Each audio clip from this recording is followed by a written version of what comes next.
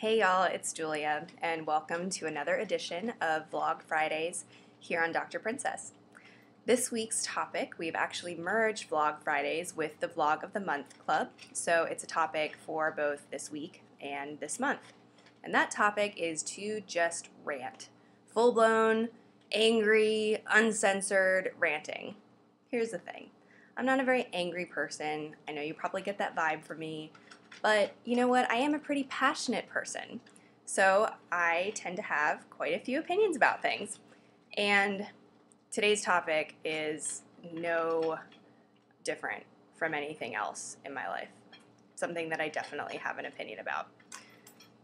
And I'm going to talk to you today about healthcare and politics. And I know those two things sound like they could be a little controversial, but really this topic, my opinion, I don't think should be controversial at all. I think it's kind of a no-brainer.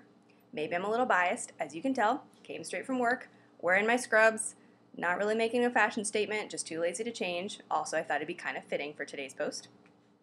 But I wanted to talk to y'all about something we had in Georgia this past election, November 2010, called Amendment 2. Amendment 2 was the only measure that was defeated here in Georgia, and honestly, I'm still not over it. I'm still kind of pissed off about it. And I just think that something needs to be said. So, here is my rant. Amendment 2 was an amendment that was proposed to help build funds for a trauma network here in Georgia.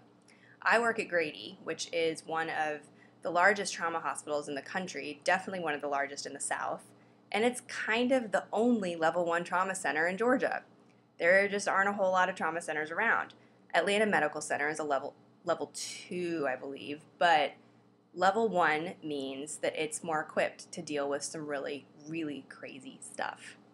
We see it all. I mean, stuff that I'm like, are you serious? This happens in real life? This should only happen on TV or in movies. It's like Looney Tunes kind of car accidents, like Acme Corporation kind of car accidents.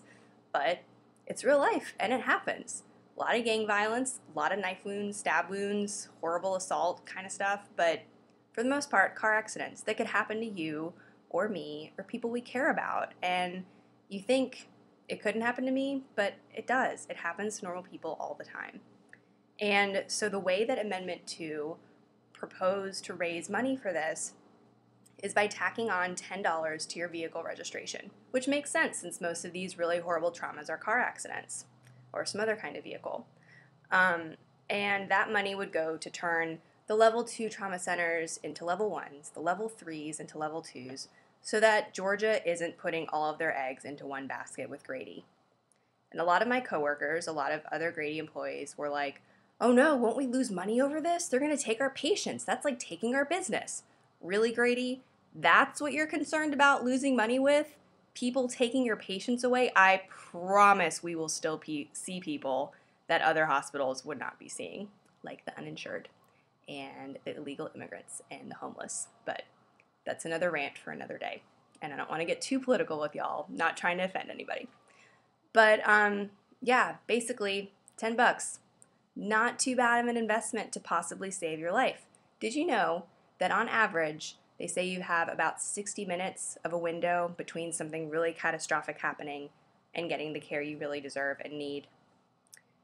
With kids, they say it's about 30 minutes. So if you live in like practically Alabama or literally in Alabama and Grady is the closest hospital to you that's a level 1 trauma center and you need to get to a level 1 trauma center and it takes like 2 hours to life flight you in, what kinds of things could happen during that?